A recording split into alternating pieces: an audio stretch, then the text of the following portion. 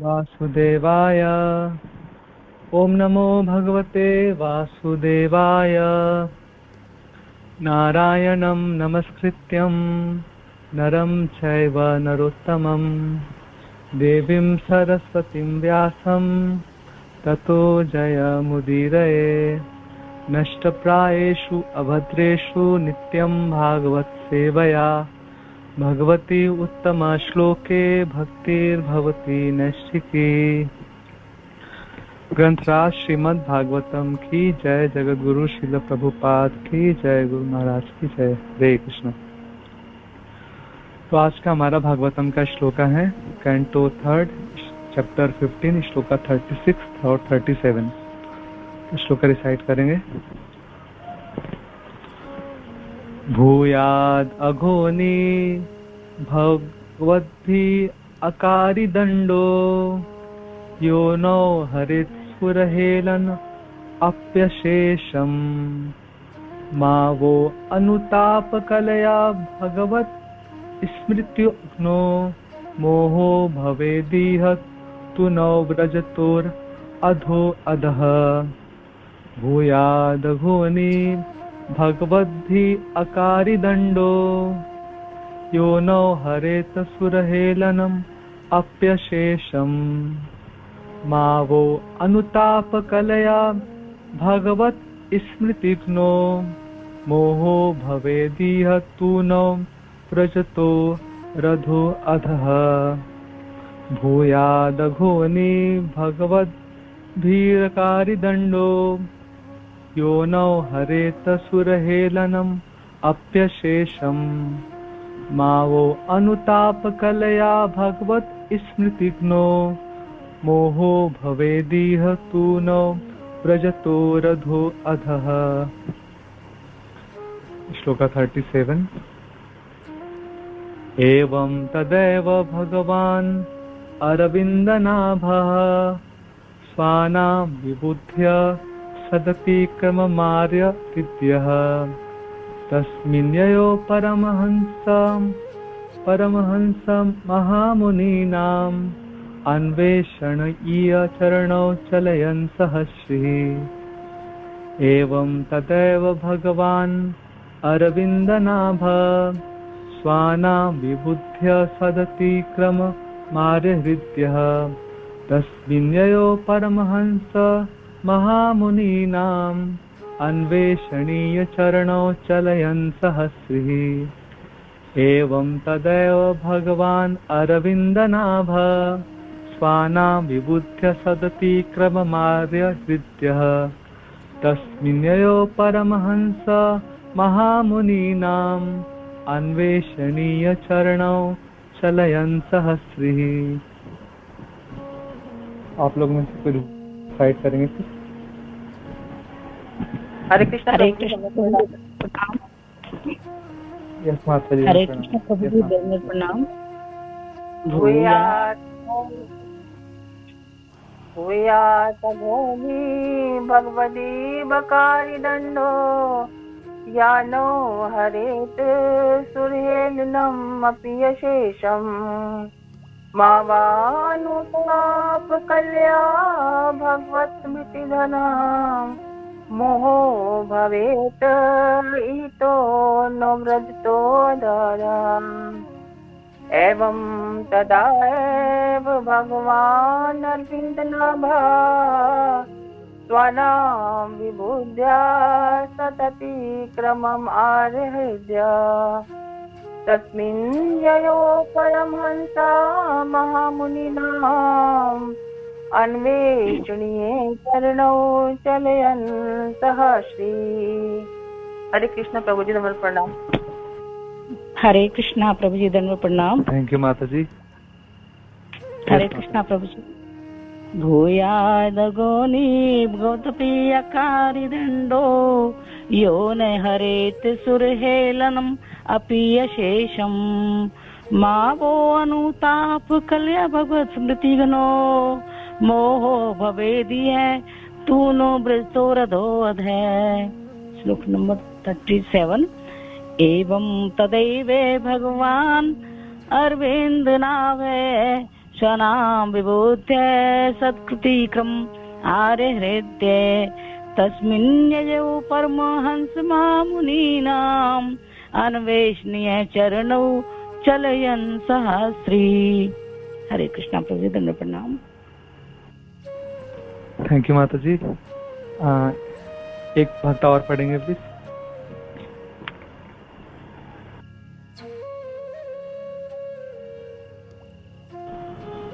हरे कृष्णा प्रभु जी, दंडवत प्रणाम। भूयात् गोनी भगवत भिरकारी दंडो यो नो हरेत सुरहेलम अपि अशेषम मा वो अनुताप कलया भगवत स्मृतिघ्नो मोहो भवेद् हि तु नो व्रजतोर्धो यद् एवं तदेव भगवान् अरविन्दनाभ स्वानाभिबुध्ये सदपि क्रमार्यहृद्यः तस्मिन् ययौ परमहंसं महामुनीनाम् अन्वेषणीय चरणौ चलयन् सह श्रीः। हरे कृष्णा प्रभु, धन्यवाद, दंडवत प्रणाम। थैंक यू प्रभु जी, प्रणाम प्रभु। तो word to word meaning shloka 36।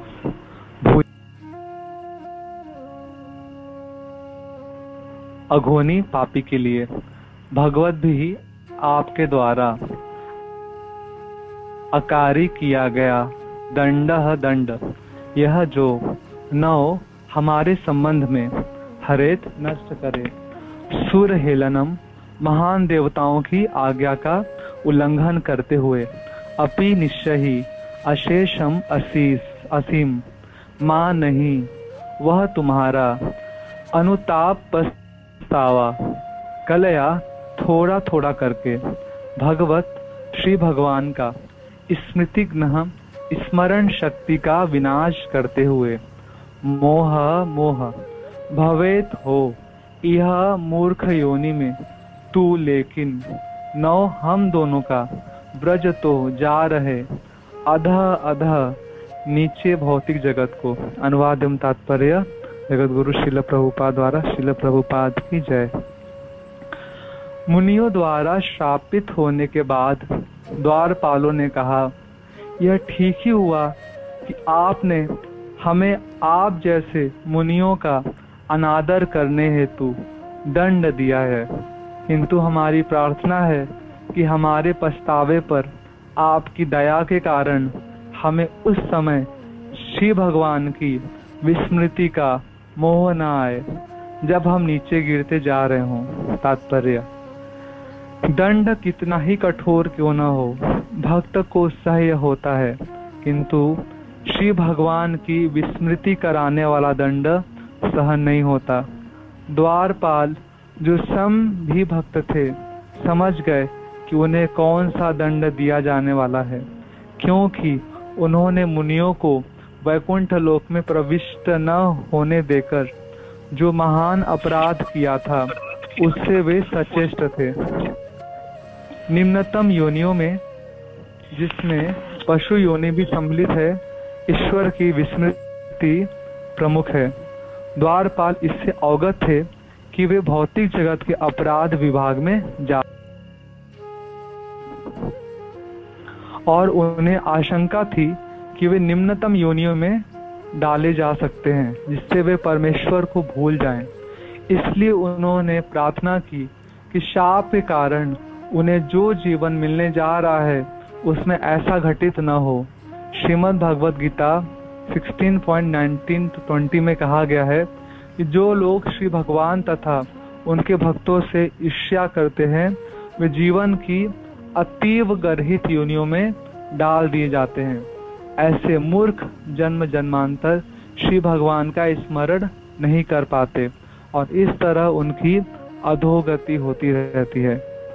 Shloka 37 word to word meaning, एवं इस प्रकार तदा एव उसी क्षण भगवान श्री भगवान अरविंद नाभः जिनकी नाभि से कमल निकला है, स्वानाम अपने दासों के विषय में विबुद्ध जानकर सत मुनियों को अतिक्रमम अपमान, आर्य सदाचारियों की हृदय प्रसन्नता तस्मिन वहां ययो गए परमहंस महामुनि नाम महामुनियों द्वारा अन्वेषणीय जो खोजे जाने योग्य हैं, चरणों चरण कमल चलयन विचरण करते हुए सहस्र ही लक्ष्मी सहित। अनुवादम तात्पर्य जगत गुरु शिल प्रभुपाद द्वारा। शिल प्रभुपाद की जय। नाभि से उगे कमल के कारण पद्मनाभ कहलाने वाले तथा सदाचारियों को आनंद देने वाले श्री भगवान को उन संतों के प्रति अपने ही दासों के द्वारा किए गए अपमान का उसी क्षण पता चला। वे अपनी प्रियसी लक्ष्मी सहित उस स्थान पर उन चरणों से चलकर गए जिनकी खोज सन्यासी तथा महामुनि करते हैं। तात्पर्य, श्रीमद् भगवद गीता में श्री भगवान जोर देकर घोषणा करते हैं कि उनके भक्त कभी भी विनष्ट नहीं हो सकते। श्री भगवान समझ गए कि द्वारपालों तथा मुनियों के बीच का झगड़ा एक नया मोड़ ले रहा है, अतएव वे तुरंत अपने स्थान से निकल आए और झगड़े को आगे बढ़ने से रोकने हेतु उस स्थान पर गए जिससे उनके भक्त द्वारपाल सदा सदा के लिए विनष्ट न हो। श्रीमद् भागवत। श्रील प्रभुपाद की जय। गुरु महाराज की जय। अंधस्य ज्ञानाञ्जनशलाकया चक्षुरुन्मीलितं येन तस्मै श्रीगुरुवे नमः। श्रीचैतन्यमनोभीष्टं स्थापितं येन भूतले स्वयं रूपः कदा मह्यं ददाति स्वपदान्तिकम्। वन्देऽहं श्रीगुरो श्रीयुतापदकमलं श्रीगुरून् वैष्णवांश्च श्रीरूपं साग्रजातं सहगणरघुनाथान्वितं तं सजीवं साद्वैतं सावधूतं परिजनसहितं कृष्णचैतन्यदेवं श्रीराधा कृष्णपादान् सहगणललिता श्रीविशाखान्वितांश्च नमो विष्णुपादाय कृष्णपृष्ठाय भूतले श्रीमते भक्तिवेदान्त स्वामिन् इति नामिने। नमस्ते सारस्वते देवे गौरवाणी प्रचारिणे निर्विशेष शून्यवादी पाश्चात्य देशतारिणे। नमो महावदन्याय कृष्ण प्रेम प्रदायते कृष्णाय कृष्ण चैतन्य नामने गौरत्विषे नमः। हे कृष्ण करुणा सिंधो दीनबंधो जगत्पते गोपेश गोपिका कांत राधा कांत नमोस्तुते। तप्त कांचन गौरांगी राधे वृंदावनेश्वरी वृषभानुसुते देवी प्रणमामि हरिप्रिये। वाञ्छाकल्पतरुभ्यश्च कृपा सिन्धुभ्येव च पतितानां पावनेभ्यो वैष्णवेभ्यो नमो नमः। जय श्री कृष्ण चैतन्य प्रभु नित्यानंद श्री अद्वैत गदाधर श्रीवासादि गौर भक्त वृंद।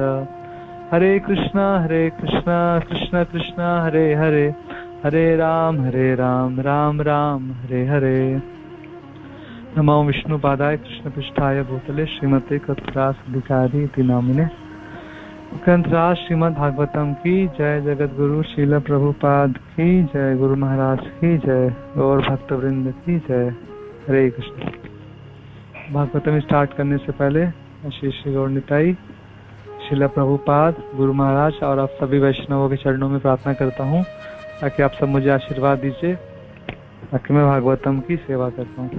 हरे कृष्ण। तो ये बहुत सुंदर डिस्कशन चल रहे हैं ईश्वर के साम्राज्य का वर्णन।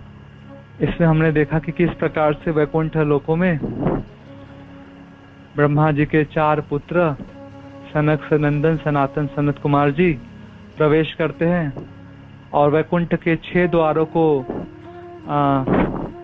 क्रॉस करके 7वें द्वार पे जब वो जाते हैं तो भगवान के द्वारपाल है जय और विजय, वह उनको रोक देते हैं और अंदर नहीं जाने देते भगवान का दर्शन करने के लिए। तो चारों कुमार बहुत दुखी होते हैं। ये जो द्वारपाल है वो वैकुंठ वासियों जैसा आचरण नहीं कर पाए और उनका अपमान कर दिया। तो इस प्रकार से क्रोध के आवेश में आके उनको शापित करते हैं। तो इस सुंदर ये जो दोनों श्लोक है, इससे हम कुछ अच्छा लर्निंग करने का प्रयास करेंगे, कुछ ऐसा सीखेंगे। तो सबसे पहले हम यहाँ पे देख रहे हैं कि किस प्रकार से जिस समय उनको श्राप मिले नीचे की योनि में जाने के लिए, मृत्यु लोक में आने के लिए, असुर बनने के लिए, तो जो दोनों द्वारपाल है जय और विजय, ये भगवान के भक्त है और जो कुछ भी हो रहा है वह सब भगवान की परम इच्छा से हो रहा है। भगवान की इच्छा है। फिर उनके मनों में ऐसा विकार आया कि उन्होंने जो 4 कुमार है उनको अंदर जाने से रोके और भगवान की इच्छा से ही 4 कुमार इस प्रकार का असुर बनने का श्राप दे रहे हैं। तो सब कुछ भगवान की इच्छा से हो रहा है। तो जो भक्त होता है, भक्त ही जानता है। तो उसके जीवन में जो कुछ भी होता है वो भगवान की इच्छा से होता है। कुछ फेवरेबल और कुछ अनफेवरेबल जो कुछ भी हो रहा है उन सब के पीछे भगवान की एक इच्छा छिपी है। अल्टीमेट भक्त का कभी कुछ बुरा नहीं होता। जो कुछ भी होता है भगवान अल्टीमेट भक्त का बेस्ट करना चाहते हैं। कुछ जो तुरंत समझ में नहीं आता, बट अगर हम भगवान की कृपा पर निर्भर रहते हैं तो सही समय आने पर हमें समझ में आता है कि हाँ, भगवान ने बहुत अच्छा ही करा है, बहुत अच्छा ही करा है। तो थोड़ा सा भक्त धैर्यवान रहता है, भगवान की कृपा पर निर्भर रहता है। हमारे शील प्रभुपाद इसके बेस्ट एग्जाम्पल है कि शील प्रभुपाद जिस समय प्रचार करने का प्रयास कर रहे थे तो शील प्रभुपाद को स्टार्टिंग के समय में सफलता नहीं मिला। शील प्रभुपाद पहले सोचते थे कि वो अच्छा धन का उपार्जन करेंगे, धन कमाएंगे और गौड़ीय मठों में, अपने गुरु महाराज के मंदिरों में दान देकर इस प्रकार से सेवा करेंगे। तो भगवान उनसे इस प्रकार का सेवा लेना नहीं चाहते थे। तो भगवान ने उनका बिजनेस सब फ्लॉप करवा दिया। प्रभुपाद जी बहुत बड़े बिजनेसमैन नहीं बन पाए। जहाँ जहाँ नया नया बिजनेस स्टार्ट करते, लेकिन उन्हें एक्सपेक्टेड सफलता नहीं मिलती थी जितना प्रभुपाद चाहते थे। बिजनेस सारा प्रभुपाद जी का फ्लॉप होने लगा। प्रभुपाद जी का प्रचार बहुत अच्छा नहीं हो पा रहा था, लोग भक्त नहीं बन पा रहे थे। जहाँ ना प्रभुपाद जी ने शुरुआत किया वो सब भी बंद होता जा रहा था। प्रभुपाद जी झांसी गए, झांसी में डिवोटी लीग ऑफ डिवोटीज का स्थापना करा, वो भी वहाँ पे कुछ इशू हुआ, उधर भी बंद हो गए।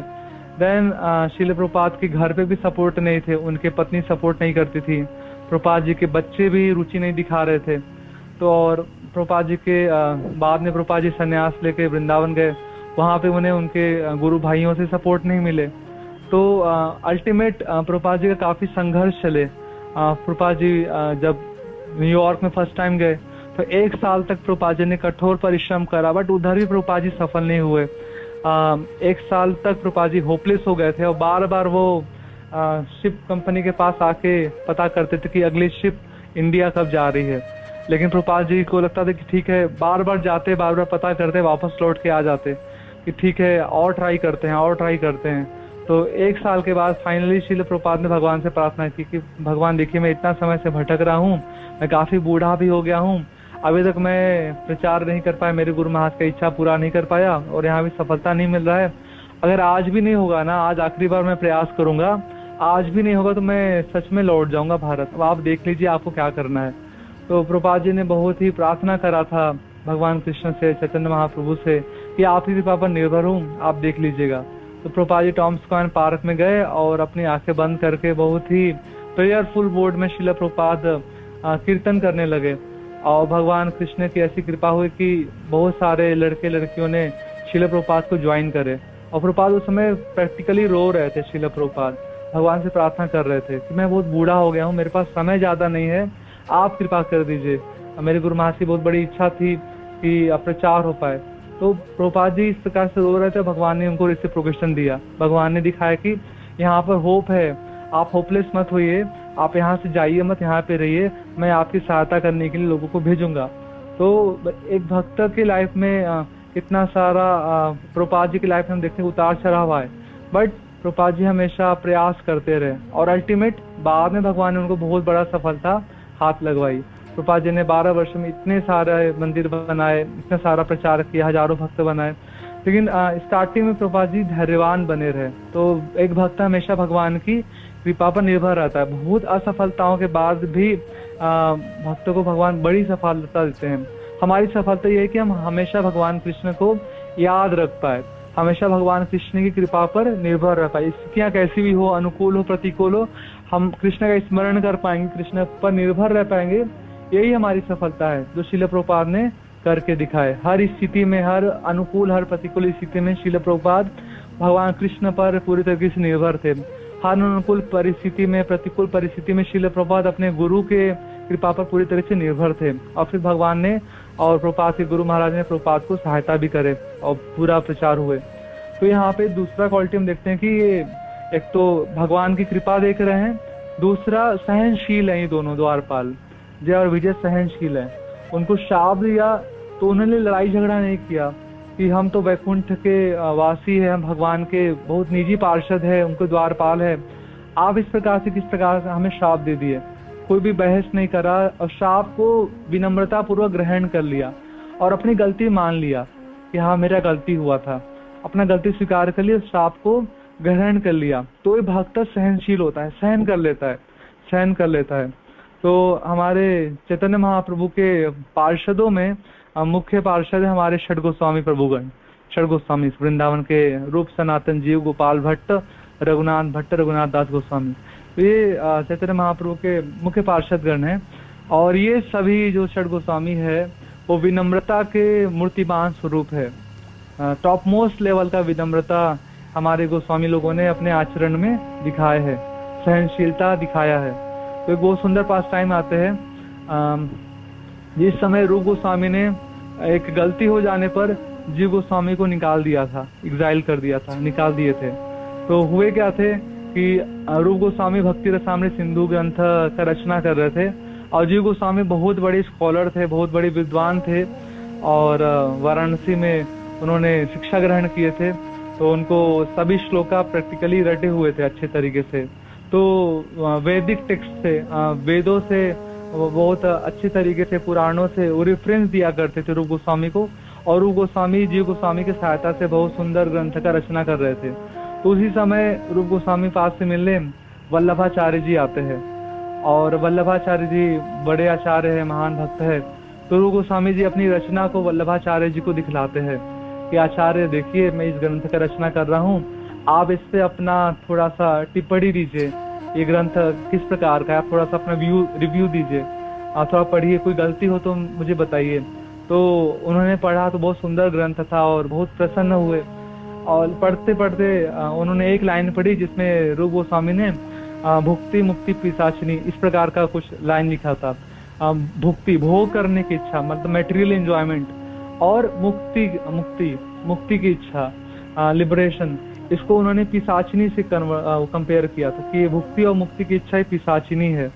तो वल्लभाचार्य जी ने बोला कि देखो रूप, आपने भुक्ति को पिशाचिनी बताया है, बहुत अच्छा है, समझ में आता है कि भोग करने की इच्छा एक भक्त के जीवन में, एक साधक के जीवन में पिशाचिनी की जैसी है, उसकी भक्ति को पूरा नष्ट कर देगी भोग करने की इच्छा। अगर कोई भक्त भोग में पड़ेगा तो भक्ति नष्ट हो जाएगी। लेकिन ये मुक्ति को आपने पिशाचिनी बता दिया, ये थोड़ा सा मुझे सही नहीं लग रहा है। बड़े बड़े ऋषि है, मुनि है, वो हजारों वर्षों तक तपस्या करते हैं, ध्यान में लगे रहते हैं, मुक्ति पाने का उनका लक्ष्य रहता है। तो मुक्ति को पिशाचिनी बता दिया, ऐसा नहीं होना चाहिए। तो रूप गोस्वामी ने थोड़ा भी उनको कॉन्ट्रैक्ट नहीं किया, रूप गोस्वामी ने थोड़ा भी एक्सप्लेन नहीं किया कि किस प्रकार से मुक्ति की इच्छा भी पिशाचिनी है। वो स्वीकार कर लिए तुरंत कि हाँ आचार्य आप सही कह रहे हैं, मैं इसको करेक्ट कर दूंगा, तुरंत विनम्रता पूर्वक स्वीकार कर लिए। और वहां पे जीव गोस्वामी भी थे जो रूप गोस्वामी के नेफ्यू भतीजे हैं और उनके शिष्य भी है। तो जीव गोस्वामी ने देखा कि किस प्रकार से रूप गोस्वामी ने स्वीकार कर लिया जबकि उनकी रचना बिल्कुल सही थी। तो रूप गोस्वामी जी ने बोले कि जीव आप जाके वल्लभाचार्य जी को यमुना में स्नान करने में सहायता कर दीजिए। तो वल्लभाचार्य जी के कपड़े लेके जीव गोस्वामी जाते हैं और यमुना में स्नान करते हैं। लौट के आ रहे होते तो बताते हैं आचार्य हमारे जो गुरु है रूप गोस्वामी, उनकी जो रचना पे आपने इस प्रकार से बोले कि मुक्ति को पिशाचिनी बताया है, तो बिल्कुल सही है, मुक्ति पिशाचिनी है। और उन्होंने एक्सप्लेन किया कि जो भक्त है वो मुक्ति नहीं चाहता, जो मुक्ति है उसको तो कैवल्यम नरकायते, भक्त भगवान की सेवा करना चाहता है। मुक्ति तो नरक के समान है, अगर सेवा छूट जाएगी भगवान की तो भक्त क्या करेगा। तो भक्त भगवान में मर्ज नहीं होना चाहता, भक्त भगवान के साथ रह के भगवान की प्रेम में सेवा में लगे रहना चाहता है। और इसमें थोड़ा सा कष्ट हो सकता है, मैं भी सेवा करते करते थोड़ा सा कष्ट आए, बट ये प्रेम का भार है, इट्स बर्डन ऑफ लव, ये प्रेम का भार है। जिस प्रकार से एक माता होती है, माता अपने पुत्र को, कभी कभी पुत्र 4-5 साल का हो जाता है और हेल्दी होता है, थोड़ा भारी हो जाता है, फिर भी माता की इतनी ममता होती है कि अपने पुत्र को वो गोद में उठाती है। वो ये नहीं देखती कि मुझे थोड़ा तकलीफ हो रही है, मेरे को कष्ट हो रहा है, भार हो रहा है, मेरे से थोड़ा बच्चा ज्यादा वजन हो गया है, लेकिन फिर वजन होते हुए भी, भार होते हुए भी माता अपने बच्चे को उठाती है। तो इस बर्डन ऑफ लव, ये जो सेवा करते करते समटाइम सेवा करते करते थोड़ा सा कष्ट मिलता है, लेकिन ये कष्ट है वो प्रेम का कष्ट होता है, प्रेम का भार होता है, प्रेम का भार होता है। श्रील प्रभुपाद जी कहते हैं कि आई कैन नॉट रेस्ट, मैं रेस्ट नहीं कर सकता, मैं आराम नहीं कर सकता, I am in duty form, मैं ड्यूटी फॉर्म में हूँ। मुझे मेरे गुरु महाराज ने एक ड्यूटी दिया हुआ है, मुझे मेरे गुरु महाराज ने एक काम पूरे विश्व में प्रचार करने का, पूरे विश्व में भक्त बनाने का जो सेवा है वो असाइन किया हुआ है। तो आराम करने का समय नहीं है मेरे पास, आराम करने का बिल्कुल भी समय नहीं। प्रभुपाद जी बोले कि 24 घंटा है, अगर मेरे पास 48 घंटा भी होता तो भी मैं भगवान की सेवाओं में, अपने गुरु के आदेश का पालन करने के लिए मैं अपने आप को व्यस्त रखता। मुझे लगता है कि मेरा समय कम है, इसलिए तो प्रभुपाद सोते नहीं थे रात में, हार्डली 1 घंटा 1.5 घंटा सो गए, और दिन में प्रचार करना, रात्रि में ग्रंथों का रचना करना। प्रभुपाद जी बुक लिख रहे थे, और टाइम प्रभुपाद जी को लगता था टाइम का शॉर्टेज पड़ रहा है, प्रभुपाद के लिए टाइम का शॉर्टेज पड़ रहा है, और समय होता तो और यूटिलाइजेशन करते श्रील प्रभुपाद।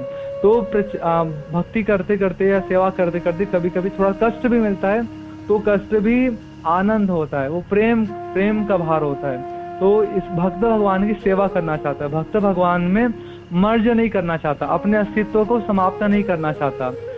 भगवान में मर्ज होने का इच्छा, इसको बोलते हैं स्पिरिचुअल सुसाइड, आध्यात्मिक रूप से आत्महत्या कर लेना। तो भक्त कभी भी भगवान के निराकार निर्विशेष ब्रह्म ज्योति में मर्ज नहीं होना चाहते। तो इस प्रकार से कन्विंस करा जीव गोस्वामी ने वल्लभाचार्य को, और जीव वल्लभाचार्य बहुत प्रसन्न हुए और खुश हो गए उनको। जबकि वल्लभाचार्य बड़े आचार्य हैं, उनको थोड़ा भी इंसल्ट फील नहीं हुआ कि ये कल का आया हुआ लड़का ये कल मेरे को क्या सिखाता है, और थोड़ा भी खराब अनुभव नहीं किया। जितने बड़े वैष्णव है, तो जितना बड़ा वैष्णव रहता है उतना एलिवेटेड होता है, उतना उसका स्तर ऊंचा उठा होता है। तो वल्लभाचार्य जी को थोड़ा भी इंसल्ट फील नहीं हुआ, थोड़ा भी बुरा नहीं माने, बड़े खुश हो गए वल्लभाचार्य जी, बड़े खुश हो गए। इसको हम ऐसे ही समझ सकते हैं जैसे वैष्णव निर्मत्सर होते हैं, वैष्णव ईर्ष्या से मुक्त होते हैं। श्रीमद् भागवत में कहते परमो निर्मत्सरणाम सताम, ये भागवत तो निर्मत्सरों के लिए बनी है, जिसके अंदर से ईर्ष्या चली गई है, तो उसके लिए भागवतम है। ईर्ष्या रहित व्यक्ति भागवतम को समझ सकते हैं, भागवतम को ग्रहण कर सकते हैं। भागवतम तो निर्मत्सर लोगों के लिए, तो जो परम वैष्णव होते हैं वो निर्मत्सर होते हैं, निर्मत्सर, वो किसी से ईर्ष्या नहीं करते।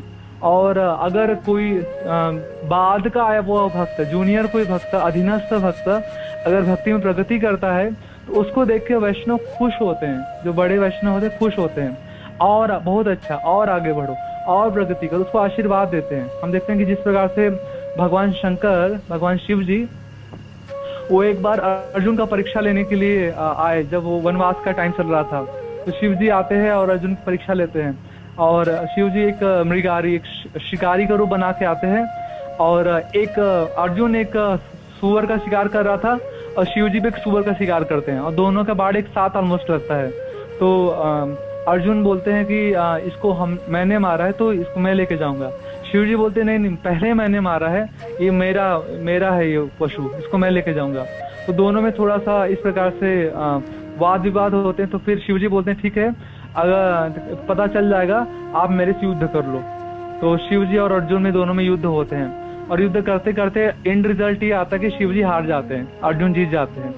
तो शिव जी हार गए, शिव जी तो भगवान है, वो हार गए अर्जुन के आगे। तो शिव जी को थोड़ा भी खराब अनुभव, खराब वाली फीलिंग नहीं आई, वो अर्जुन ने मेरे को हरा दिया, सब क्या सोचेंगे, है ना, मैं अर्जुन से हार गया। शिव जी बड़े प्रसन्न हुए और शिव जी ने अर्जुन को आशीर्वाद दिया और आशीर्वाद में पाशुपात अस्त्र प्रदान किया। हार के भी खुश हो गए और पाशुपात अस्त्र प्रदान कर रहे हैं। तो ये वैष्णव है। वैष्णव कभी भी निर्मत्सर नहीं होता। शिव जी परम वैष्णव है। वो हार के ईर्ष्यालु नहीं हुए अर्जुन से कि अर्जुन ने कैसे हरा दिया। और एक्चुअली शिव जी को हरा नहीं सकते थे अर्जुन, बट शिव जी ने जानबूझ के कि भक्त का, कृष्ण के भक्त का मान बढ़ेगा, कृष्ण के भक्त का यश बढ़ेगा कि कृष्ण का भक्त शक्तिशाली है और कृष्ण की कृपा बहुत विशेष है उसके ऊपर, यह दिखाने के लिए शिव जी ने हार गए, हारना स्वीकार करा। तो यहाँ पे शिव जी को ईर्ष्या नहीं हुआ और अर्जुन को घमंड नहीं आया। अर्जुन घमंडी नहीं हुआ कि देखो मैं कितना बड़ा चढ़ा वैष्णव और मेरे ऊपर भगवान की कितनी बड़ी कृपा, मैंने तो परम वैष्णव महादेव को हरा दिया, है ना। अर्जुन को घमंड नहीं आया और शिव जी को ईर्ष्या नहीं हुआ, है ना। तो दूसरा उदाहरण देखते हैं जड़ भरत महाराज का, कि किस प्रकार से जड़ भरत महाराज को जिस समय बलि देने के लिए काली देवी के भक्त लोग ले गए थे, तो उस समय काली देवी ने मूर्ति से प्रकट होके अपने ही भक्तों को मार के काली देवी खा गई थी और जड़ भरत महाराज की रक्षा करी थी। तो उस समय जड़ भरत महाराज को भी घमंड नहीं आया कि देखो मैं कितना बड़ा चढ़ा भक्त हूँ और मेरे लिए काली देवी प्रकट हो गई और अपने भक्तों को ही मार डाला। वो भी पपडफ नहीं हुए। जड़ भरत महाराज विनम्र बने रहे, हमेशा विनम्रता धारण करके रखा। और दूसरा उदाहरण देखते हैं प्रहलाद महाराज का। जिस समय नरसिंह भगवान आए थे, नरसिंह भगवान हिरण्यकश्यप का वध करके बहुत उग्र रूप में आ गए थे और सब उनसे भयभीत हो गए। तो उस समय कोई उनको शांत नहीं कर पा रहे थे। सभी देवता, इवन इंद्र, ब्रह्मा जी जो भगवान के पुत्र है, शिव जी जो भगवान कृष्ण कहते हैं शिव जी तो मेरी आत्मा है, और भगवान की पत्नी लक्ष्मी देवी, सब बहुत भयभीत हो गए थे और कोई भी आगे जाके भगवान को शांत नहीं कर पा रहा था। भगवान नरसिंह का क्रोध बढ़ता ही जा रहा था। तो उस समय सभी देवी देवताओं ने, ब्रह्मा जी, शिव जी, लक्ष्मी देवी ने मिलकर बोले कि देखो प्रहलाद के लिए भगवान इस प्रकार से आए हैं और इतना उग्र हो गए हैं, तो प्रहलाद ही शांत कर सकते हैं भगवान को, प्रहलाद को ही हमें आगे भेजना चाहिए। तो सब ने प्रहलाद को आगे कर दिया और प्रहलाद जब भगवान के पास गए तो भगवान शांत हो गए। प्रहलाद को गोद में बैठा के भगवान चाट रहे थे, बहुत प्रेम दिखाया, भगवान शांत नरसिम्हा बन गए, शांत हो गए। यहाँ पे तात्पर्य में श्रील प्रभुपाद लिखते हैं, एक प्रकार से देखा जाए तो उस समय प्रहलाद महाराज की स्थिति बहुत ऊंची हो गई है। उस समय प्रहलाद महाराज सभी देवी देवताओं से श्रेष्ठ हो गए हैं, इंद्र से श्रेष्ठ हो गए हैं, ब्रह्मा जी, शिव जी, एवं लक्ष्मी देवी से भी श्रेष्ठ हो गए प्रहलाद महाराज। क्योंकि जो कार्य कोई नहीं कर सका भगवान को शांत करने का कार्य, वो छोटे से ये भक्त, छोटा सा पुत्र जो बालक है 5 वर्ष का प्रहलाद, उसने कर दिखाया। इसलिए प्रभुपाद जी बोल रहे हैं कि प्रहलाद महाराज एक प्रकार से सभी उस समय उपस्थित लोगों में से बड़े बड़े शिव जी, ब्रह्मा जी, लक्ष्मी देवी से भी श्रेष्ठ हो गए, क्योंकि भगवान को शांत कर पाए।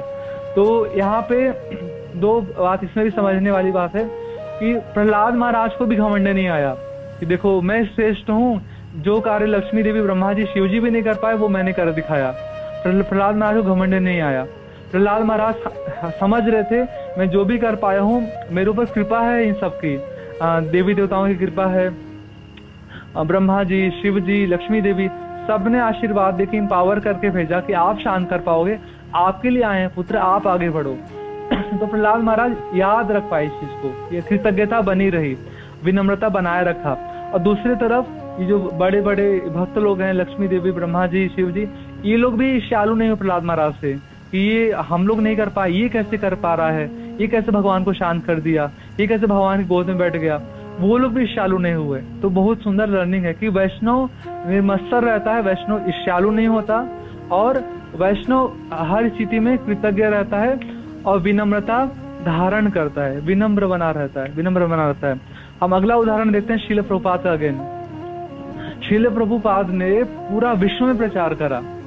मतलब श्रील प्रभुपाद एक ऐसे वैष्णव हैं, इतने बड़े प्रचारक हैं, न भूतो न भविष्यति, न कभी ऐसे प्रचारक हुए प्रभुपाद जैसे और न कभी होंगे। प्रभुपाद जी ने मतलब मिरेकल किया, चमत्कार किया श्रील प्रभुपाद जी ने। 12 वर्षों में पूरे विश्व में प्रचार कर दिए और इतने सारे मंदिर बनाए, 108 मंदिरों की स्थापना करी और कितना बड़ा कार्य किया श्रील प्रभुपाद ने। इसके पहले किसी आचार्य ने नहीं किया था, श्रील प्रभुपाद के पहले किसी भी आचार्य ने नहीं किया था। हाँ ठीक है, भगवान चैतन्य महाप्रभु ने प्रिडिक्शन किया था, पृथ्वी आशे आदि नगर आदि ग्राम सर्वत्र प्रचार होगा मोरा नाम। चैतन्य महाप्रभु ने भविष्यवाणी करी। ठीक है, भक्ति विनोद ठाकुर जी ने पहली बार बुक लिख के लंदन भेजे थे, टीचिंग्स ऑफ लॉर्ड चैतन्य भक्ति विनोद ठाकुर जी ने भेजा था। और भक्ति सिद्धांत महाराज ने भी प्रचार करे थे, उनके बहुत बड़े चढ़े एजुकेटेड डिसाइपल शिष्य थे, बट वो भारत में ही थे। 64 गौड़ी मठों की स्थापना करी तो भारत में ही करी थी उन्होंने, विदेशों में उनका प्रचार नहीं हो पाया था। तो श्रील प्रभुपाद को कभी भी घमंड नहीं आया कि मैं कितना श्रेष्ठ भक्त हूँ, मैं कितना श्रेष्ठ प्रचारक हूँ, कि मैंने वो कार्य करके दिखाया है जो मेरे से पहले कोई नहीं कर पाए। ना तो भगवान चैतन्य महाप्रभु ने किया, ना तो मेरे गुरु महाराज ने भी नहीं किया। मैं तो चैतन्य महाप्रभु से श्रेष्ठ हूँ, मैं तो मेरे गुरु महाराज से भी श्रेष्ठ, ना पूर्ववर्ती आचार्य छठ गोस्वामी बाकी सभी से आचार्यों से मैं श्रेष्ठ हूँ। प्रभुपाद जी के अंदर कभी भी इस प्रकार का भावना नहीं आया। श्रील प्रभुपाद हमेशा विनम्र बने रहे और प्रभुपाद जी हमेशा बोलते थे मैं तो बहुत अधम हूँ, मैं तो बहुत नीच हूँ और मेरे अंदर थोड़ा भी योग्यता नहीं है। जो कुछ भी हो पाया है ये भगवान की कृपा है, भगवान चैतन्य महाप्रभु की कृपा है, मेरे गुरु महाराज की कृपा है। श्रील प्रभुपाद हमेशा याद रखिए इस बात को और पूरा यश अपने गुरु महाराज को देते थे हमेशा, कि मेरे गुरु महाराज की कृपा से, भगवान की कृपा से हो पाया है। यहाँ प्रभुपाद जी जब श्रील प्रभुपाद जब जा रहे थे तो जलदूत में श्रील प्रभुपाद कुछ रचना करते हैं। एक सुंदर प्रभुपाद जी ने गीत लिखे हैं, बड़ो कृपा कोइल कृष्ण अधमेर प्रति। तो उसके लास्ट से कुछ पैरा में श्रील प्रभुपाद लिखते हैं, श्रील प्रभुपाद कहते हैं कि कोरे बुझाबो कथा वर से ही चाही, क्षुद्र आमी दीनहीन कोनो शक्ति नाही, एथच एनेछो प्रभु कथा बोली बारे, जे तोमार इच्छा प्रभु कोरो ई बारे, अखिल जगत गुरु वचन से आमार, अलंकृत कोरी बार क्षमता तुम्हारा, तब कृपा हले मोर कथा शुद्ध हवे, सुनिया सबार शोक दुख जे घुचिवे, आने आछो यदि प्रभु आमारे नाचेते, नाचाओ प्रभु नाचाओ से मते, काष्ठेर पुतिली यथा नाचाओ से मते, भक्ति नाही वेदा नाही नामे खूब धरो, भक्ति वेदांता नाम एवे सार्थक करो। तो श्रील प्रभुपाद बंगाली में बहुत सुंदर ये भजन रचना करते हैं। ये भजन में श्रील प्रभुपाद भगवान से बहुत ही अपने आप को अधम तुच्छ नीच मान के भगवान से और अपने गुरु से प्रार्थना कर रहे हैं। और प्रभुपाद जी कह रहे हैं कि मैं उन्हें कृष्ण भावना का संदेश आखिर कैसे समझाऊंगा, मैं बहुत अभागा अयोग्य तथा पतित हूँ, तभी तो मैं आपसे वरदान चाहता हूँ जिससे कि मैं उन्हें आश्वस्त कर सकूं, क्योंकि मैं अपने बलबूते पर ऐसा करने में असमर्थ हूँ। तो प्रभुपाद को डर लग रहा था कि मेरे पास कम समय, मैं बूढ़ा हो गया हूँ और जिस समय मैं विदेश में जाके ये मलिच्छ लोगों को मैं बोलूंगा कि कृष्ण का भक्ति करो, कृष्ण का नाम जप करो, ये 4 नियमों का पालन करो, तो कैसे करेंगे लोग, तो छोड़ के भाग जाएंगे और कोई मेरी बातों को सुनेगा नहीं। इसलिए भगवान से प्रार्थना कर रहे हैं, अपने गुरु से प्रार्थना कर रहे हैं कि मेरे अंदर कोई योग्यता नहीं है, मैं अपने बलबूते पे नहीं कर पाऊंगा ये, और आप कृपा कर दीजिए, आप कृपा कर दीजिए। प्रभुपाद जी आगे कहते हैं, फिर भी हे प्रभु आप मुझे यहाँ अपनी कृपा, अपनी कथा कहलवाने बुलवाने लाए हो, अब यह आप पर निर्भर है कि आप मुझे अपनी इच्छा अनुसार सफल या असफल बनाओ। तो प्रभुपाद जी निर्भरता भी दिखा रहे हैं भगवान के ऊपर कि आप मुझे यहाँ ले तो आए हो इन मृक्षों के देश में और अपनी कथा बुलवाने के लिए, अभी मैं सफल होऊंगा असफल होऊंगा कि आपकी इच्छा पर निर्भर है, आप चाहें तो सफल बना दीजिए, आप चाहें तो असफल कर दीजिए। फिर प्रभुपाद जी कह रहे हैं, हे अखिल जगत गुरु, मैं तो केवल आपके वचन दोहरा सकता हूँ, इसलिए यदि आप चाहो तो मेरे वचनों को उनकी समझ के अनुकूल बना दो।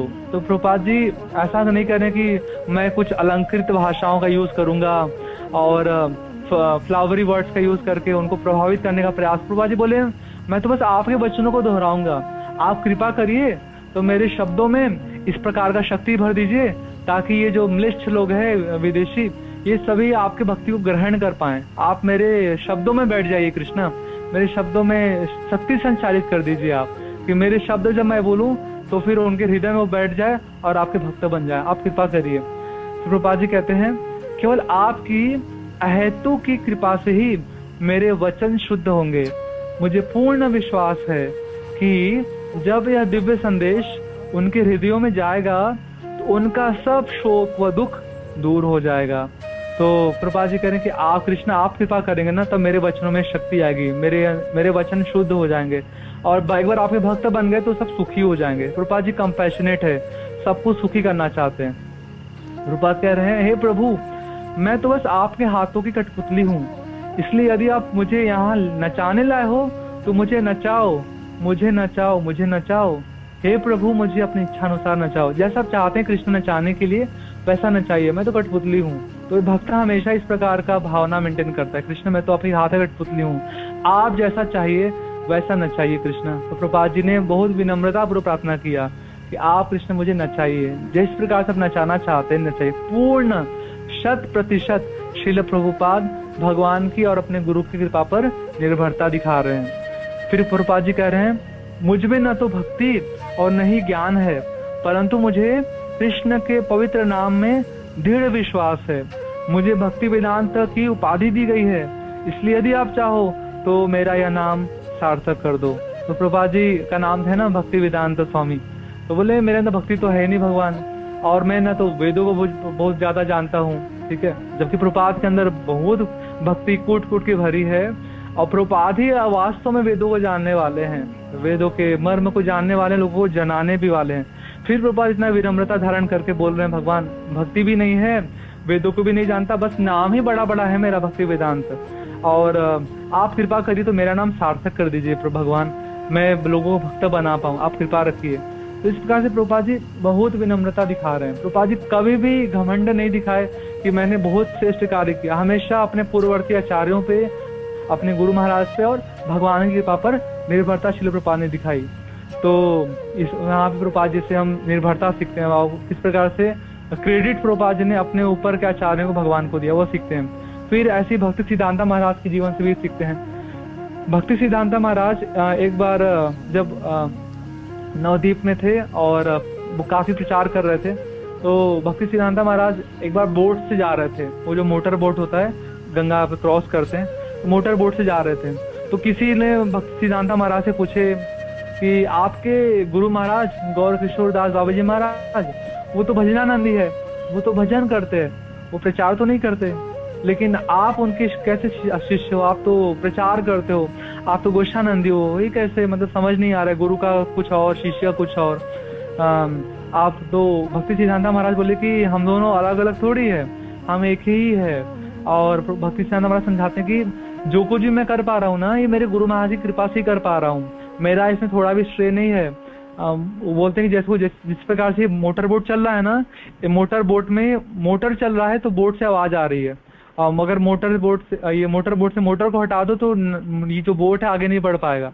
तो उसी प्रकार से जो मेरे गुरु महाराज नवद्वीप में रह के अपना भजन कर रहे हैं, अपना साधना कर रहे हैं, वो मुझे शक्ति प्रदान कर रहा है। उनका भजन से वो भजन कर रहे हैं और उनका भजन मेरी वाणी के रूप में बाहर आ रहा है।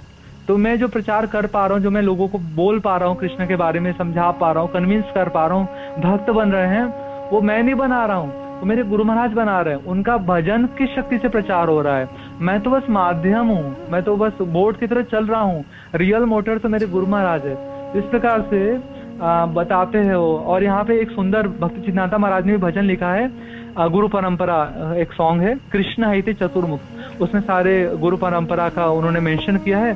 तो लास्ट पैरा में वो वैसा बताते हैं, लास्ट 2 पैरा में वो कहते हैं कि विश्वनाथ भक्त साथ बलदेव जगन्नाथ तार प्रिय भक्ति विनोद महाभागवत वर श्री गौर किशोर वर हरि भजनते जार मोद।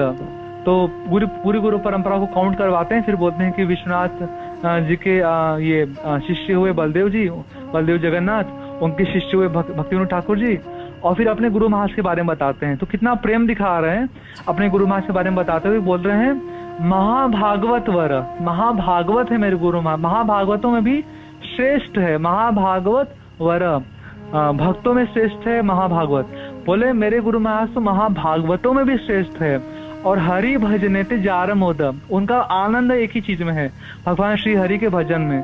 फिर कह रहे हैं यहाँ र परमहंस गौरांगेर निज वंश तांदेर चरणे मम गति, कि ये जितने भी मैंने परमहंसों के पूरे गुरुओं के नाम गिनाए, गुरु परंपरा के नाम गिनाए, ये सब भगवान चैतन्य महाप्रभु के निजी वंश है, चैतन्य महाप्रभु के अपने फैमिली है ना।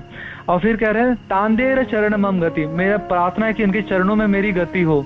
फिर कह रहे हैं अपने आप विनम्रता दिखा रहे हैं भक्ति सिद्धांत महाराज, कह रहे हैं आमी सेवा उदासीन नामे ते त्रिदंडी दीन श्री भक्ति सिद्धांत सरस्वती, अपनी विनम्रता दिखा रहे हैं। कह रहे हैं कि मेरे तो सेवा करने में मन नहीं लगता, बस मेरा नाम का मैं त्रिदंडी सन्यासी हूँ, मैं बहुत दीनहीन हूँ, और नाम मेरा भक्ति सिद्धांत सरस्वती, बड़ा बड़ा नाम रखा हूँ, दिखने में त्रिदंडी सन्यासी हूँ, लेकिन भक्ति मेरे अंदर है नहीं, सेवा से मैं विमुख हूँ, ऐसा कुछ है नहीं। भक्ति सिद्धांत महाराज बहुत ही सुंदर भक्त है, बहुत सुंदर शिष्य है, और वो सुंदर प्रचार है, बट विनम्रता दिखा रहे हैं, और सारा यश सारा क्रेडिट अपने गुरु को दे रहे हैं, अपने गुरु को दे रहे हैं। इस प्रकार से हम देखते हैं कि हमारे जितने भी आचार्य लोगों ने सब लोगों ने विनम्रता दिखाई है, सब लोगों ने विनम्रता दिखाई है।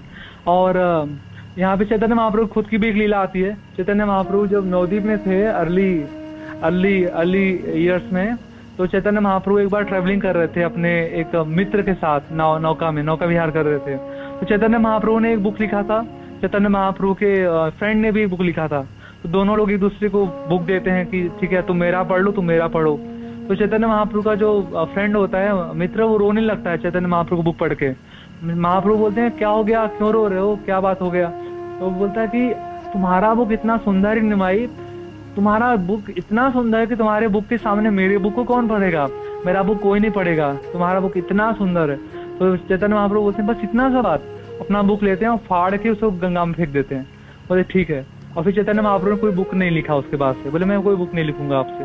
चैतन्य महाप्रभु केवल 8 श्लोक शिक्षा अष्टकम ये हम सबको प्रदान करे चैतन्य महाप्रभु। तो महाप्रभु चैतन्य महाप्रभु को भी कितना विनम्रता है, कुछ यश, कुछ नेम फेम, कुछ सम्मान पाने का इच्छा नहीं है कि ठीक है चलो बहुत अच्छा बात है, मेरा बुक टॉप लेवल का रहेगा, बाकी मेरे बुक के आगे और कोई बुक हिट नहीं होगा। चैतन्य महाप्रभु को ऐसा कोई इच्छा नहीं, चैतन्य महाप्रभु ने अपना बुक को फाड़ दिया। तो कितना बड़ा चैतन्य महाप्रभु दिखा रहे हैं। दूसरा हम आगे और देखते हैं, हमारे एक बार वृंदावन की लीला है, रूप सनातन जीव गोस्वामी। तो एक बार एक दिग्विजय पंडित था जो सबसे शास्त्रार्थ करता था और सबको हरा देता था और साइन करवाता था कि मैं हार चुका हूँ। तो वृंदावन में रूप गोस्वामी सनातन गोस्वामी के पास भी आया, उनसे बोला कि हमारे साथ शास्त्रार्थ करिए। तो हमारे गोस्वामी लोग हमेशा भजन करने में लगे रहते थे, तो क्या व्यर्थ का शास्त्रार्थ करे और अपने आप को दिखाए, हराए, इतना समय नष्ट होगा, इतने में हम भगवान की अच्छी सेवा कर पाएंगे, अच्छा नाम जप कर पाएंगे, अच्छा कुछ ग्रंथों की रचना कर पाएंगे, ये हमारा समय बर्बाद करेगा। तो बोले कि नहीं, हमें शास्त्रार्थ नहीं करना है। तो बोलता है कि तब हार स्वीकार कर लीजिए। बोले हाँ ठीक है, हम हार गए। बोले ऐसे नहीं, आप साइन करिए कि रूप एंड सनातन। तो साइन कर दिया, हाँ रूप गोस्वामी सनातन गोस्वामी, क्या हम हार मान ली दिग्विजय पंडित से, ठीक है। तो फिर अब वो सबको दिखा रहा था कि देखो वृंदावन के मैंने रूप सनातन को हरा दिया, इस प्रकार से प्रचार कर रहा था। जीव गोस्वामी के पास आए, जीव गोस्वामी को जब पता चला कि इस प्रकार से उनके गुरुओं को बोल रहा है कि इनको हरा दिया है, जीव गोस्वामी को पसंद नहीं आया।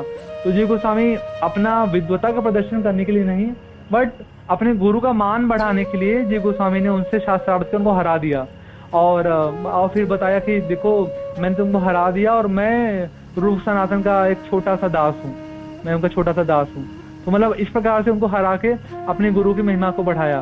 तो फिर रूप गोस्वामी सनातन गोस्वामी को समझाया कि क्यों व्यर्थ में इन सब चक्करों में पड़ते हो, क्यों अपने आप को बड़ा बड़ा दिखाना, अपने आप को बड़ा बड़ा पेश करना, ये सब समय शुद्ध भक्ति नष्ट होगा, समय व्यर्थ में सब व्यर्थ के वार्तालाप प्रजल्पा में निकल जाएगा, क्या ये शास्त्रार्थ करना, इस समय व्यर्थ नष्ट मत करो, उनको समझाया। फिर तो इस प्रकार से हम हनुमान जी के पास टाइम में देखते हैं, हनुमान जी जिस समय वो लंका गए और रावण ने उनकी पूंछ में आग लगा दी, तो हनुमान जी ने पूरी लंका को भस्म कर दिया, पूरी लंका जला दी हनुमान जी ने। और फिर हनुमान जी ने भी अपने आप को छोटा दास दिखाया राम जी का, बोले रावण देखो मैं हूँ ना, मैं मेरे प्रभु श्री रामचंद्र की सेना में सबसे छोटा सा वानर हूँ, आई एम स्मॉलेस्ट वन। तो सोचो जब मैं एक अकेला वानर तुम्हारी पूरी लंका को, सोने की लंका को भस्मीभूत कर दिया, आग लगा दिए, इतना उत्पात मचाया, तो तुम डरो थोड़ा सा। जब पूरी वानर सेना आएगी, बड़े बड़े एक से एक वीर वानर आएंगे और स्वयं प्रभु श्री रामचंद्र आएंगे लक्ष्मण जी के साथ, तो तुम्हारा क्या हश्र होगा। तुम थोड़ा डर जाओ, अभी भी समय है कि तुम भगवान श्री रामचंद्र को शरणागत हो जाओ और वो तुम्हें क्षमा कर देंगे, तुम्हें माफ कर देंगे और सीता मैया को लौटा दो। तो रावण का बुद्धि भ्रष्ट था, अहंकार मत हैया राधा कृष्ण पासारिया जानिया सुनिया विष खाइन। तो अहंकार से रावण इतना ग्रस्त था ना, तो उसको असद उपदेश भी, अच्छा उपदेश भी उसको भाया नहीं, उसको समझ में आया नहीं, तो रावण सरेंडर करा नहीं। बट यहाँ पे हम हनुमान जी की विनम्रता देखते हैं कि हनुमान जी ने इतना बड़ा कार्य किया। एक्चुअली हनुमान जी सभी वानरों में श्रेष्ठ थे, वानरों में मुख्य थे, वानरों में अग्रगण्य थे हनुमान जी। बट उसके बाद भी हनुमान जी बहुत विनम्र भाव धारण करते थे। हनुमान जी भक्तों में सर्वश्रेष्ठ है। हनुमान जी के पूरे हम जीवन चरित्र में देखते हैं कि एक बार भी हनुमान जी से कुछ भी गलती नहीं हुआ है। बिल्कुल परफेक्ट भक्त हनुमान जी बने हैं, परफेक्ट भक्त। कभी भी अहंकार नहीं आया किसी प्रकार का, अपनी सेवकाई का कि मैं बहुत श्रेष्ठ सेवक हूँ और श्री रामचंद्र का बहुत निजी किंकर हूँ, बहुत प्रिय उनका दैत्य प्रिय दास हूँ, कि अहंकार कभी नहीं आया। रंच मात्र भी अहंकार नहीं हनुमान जी के अंदर, कुछ भी उनका हम लिया नहीं पड़ते। हनुमान जी अहंकारी हो गए और अहंकार कर लिया, थोड़ा मिस्टेक किया, कभी नहीं आया हनुमान जी के अंदर। तो श्रेष्ठ भक्त है, इसलिए भगवान श्री रामचंद्र को बहुत प्रिय है।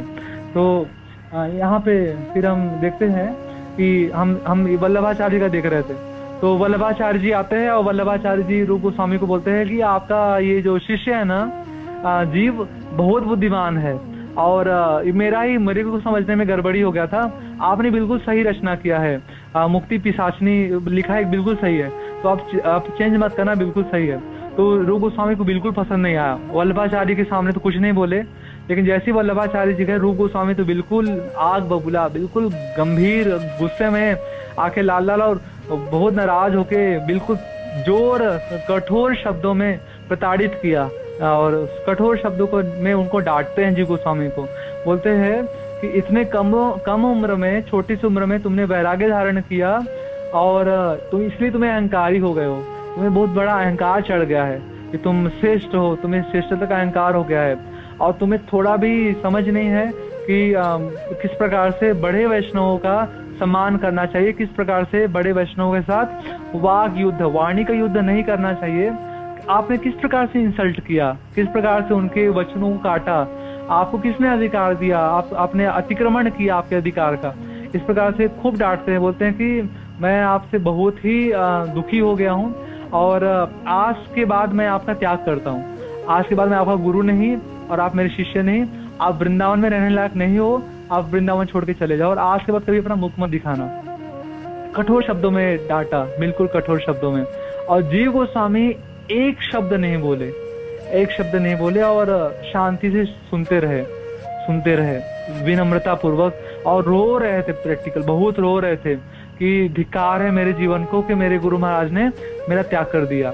अभी ऐसा जीवन का क्या ही जीवन कैसे धारण करूं। और दुखी हो गए और चाहते तो लड़ जाते, भिड़ जाते कि आप समझते कि आपने आपको, मैंने तो आपका ही साइड लिया, मैं तो आपका ही पक्ष लिया था, मैंने अपने आप को थोड़ी बड़ा बताया था, मैं तो आपको ही सही बता रहा था और इतने सालों तक आपकी सेवा करी, सेवा का क्या मुझे फल मिला।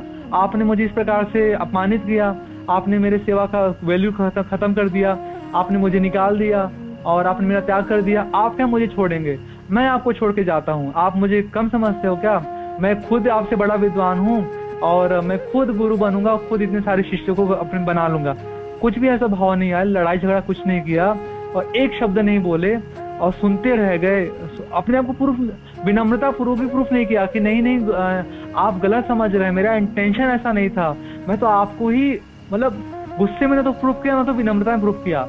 बस डांट रहे थे तो सुन रहे थे, शांति से सुन रहे थे और रो रहे थे और बोले निकल जाओ वृंदावन से, मुख मत दिखाना, त्याग कर चले गए रोते रहते। और मथुरा में घड़ियाल की गुफा में चले गए और वहाँ पे ये यमुना नदी का पानी और वहाँ की मिट्टी ऐसे मिला के खाने पीने लगे तो बहुत कमजोर हो गया और पेट का रोग हो गया और बिल्कुल हड्डी जैसे हो गए, वो सूख गए पूरे। फिर बाद में सनातन गोस्वामी आए, उनको देखे तो फिर उनको वापस लेके गए।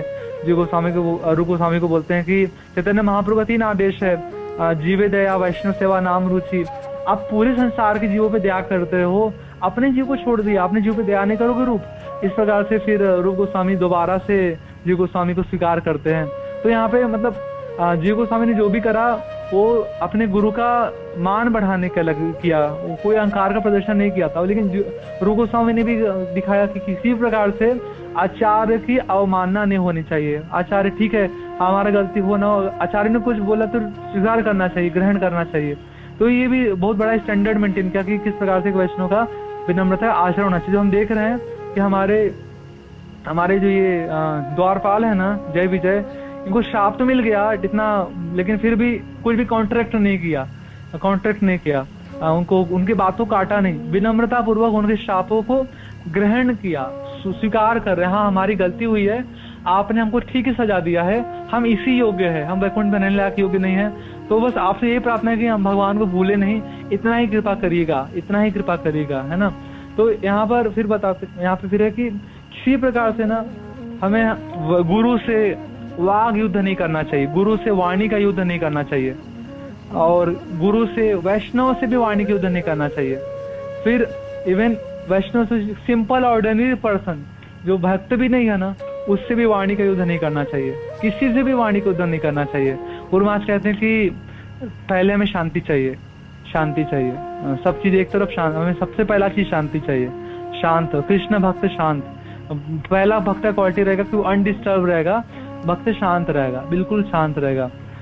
भुक्ति मुक्ति सिद्धि कामी सकले अशांत, कृष्ण भक्त निष्काम अतएव शांत। कृष्ण का जो भक्त होता है वो निष्काम होता है, अतएव शांत, इसलिए शांत रहता है। गुरु महाराज कहते हैं जब भी दो लोगों में आर्गुमेंट हो रहा है, कुछ बहस छिड़ने जा रहा है, पहला काम ये करना चाहिए कि तुरंत ड्रॉप द आर्गुमेंट, तुरंत छोड़ दो, आर्गुमेंट करो मत, बिल्कुल शांत हो जाओ। भले हमें पता है कि हम बिल्कुल सही है, सामने वाला 100% गलत है, तो भी प्रूफ करने का प्रयास मत करो, क्योंकि अभी गर्मा गर्मी का माहौल होता है, तो हम भी गर्म होते हैं, सामने वाले भी गर्म होता है, तो फिर हम एक बोलेंगे वो 10 बोलेगा, फिर हम 100 बोलेंगे, 1000 बोलेगा, कोई एंड नहीं होने वाला। एंड रिजल्ट पर दुख होता है, अंत में बहस का एक ही रिजल्ट आता है, आर्गुमेंट का एक ही रिजल्ट आता है,